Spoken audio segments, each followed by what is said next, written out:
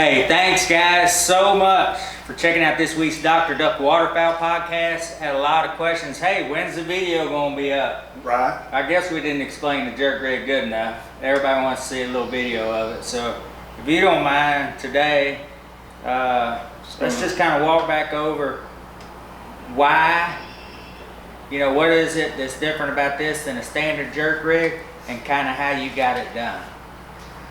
Well, I guess the way I got it done was just, I always do some brainstorming. And the thing about us is that we're always trying to be a little different or come up with something different to help ourselves. And of course, I guess now we're going to try to help everybody else. And that's what we enjoy doing. So, but anyways, I come up with this little tool right here. All it is conduit, metal conduit, electrical conduit. Of course, it's two different sizes. So basically this little piece right here slides over this right here, and all this is right now is it's just a nut where it screws in and locks it in right there. That's all this does. That came off of old Mojo that I use. So, and then this is right here, this little eyepiece. This little eyepiece is just you can pick these up at the warehouse as well. But the things that screws into wood, all we did is cut it off, weld it right here, and then we put these little flappers on there because I was thinking maybe it'd help block the mud. But I don't know if you have to have those or not. I just put them on there. It looks cool.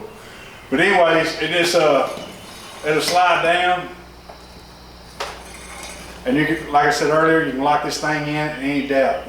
So this pole, I don't know, it's probably around 32 inches. So basically, we use this pole right here to stick into the mud, and then you can move this up and down according to how deep the water is and also how deep the mud is. So if you're in that loose mud, you're probably gonna have to get more of a grip, and this right here allows you to slide it up so it stays out of the mud.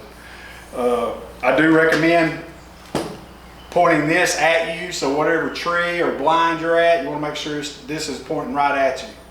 And then that way it gives less resistance on the string. And then we just take a decoy, and I just use what's on the decoy, your rigging system, whatever you got, doesn't matter.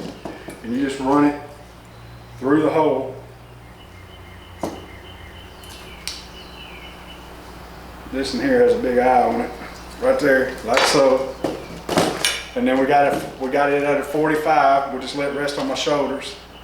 And then of course I tie the weight up next to the decoy so it don't fall back and forth. So I'll take this and we'll mount it to the decoy, maybe tie it in a knot so it stays up there by the decoy.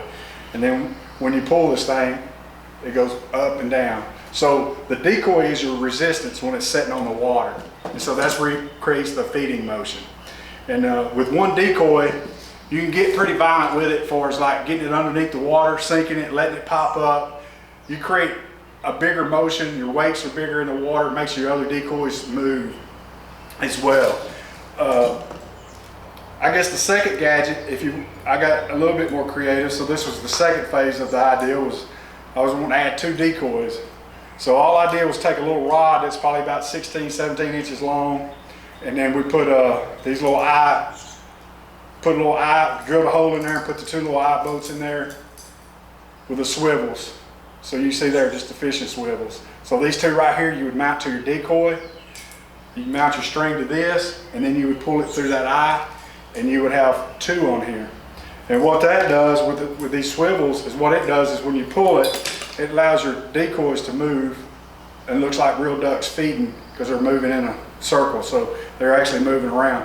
But you can't probably sink two. The resistance is probably too strong for the string, and it'll probably pull the pole up. But you'll get some good weights and looks real realistic. So when you put other decoys around, it looks pretty good.